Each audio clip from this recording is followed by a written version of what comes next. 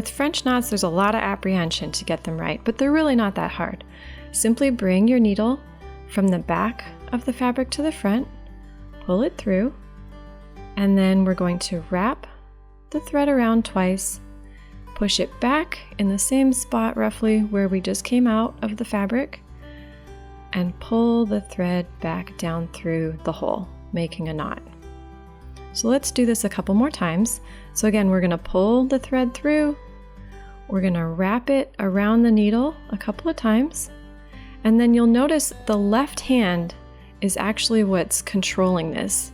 You see how I'm able to control that and pull it as tight as I want it? The left hand is what controls the French knot to determine if it's going to be a loose knot or a tight knot, and to just make sure the knot doesn't get out of control. So let's do this one more time. I'm going to pull the thread through, wrap it around the needle, and you can actually wrap it around as many times as you want. Just one, maybe you want a small knot, maybe three, you want a large knot. It's really up to you for whatever you're making. So then we just pulled that through and completed 3 beautiful French knots.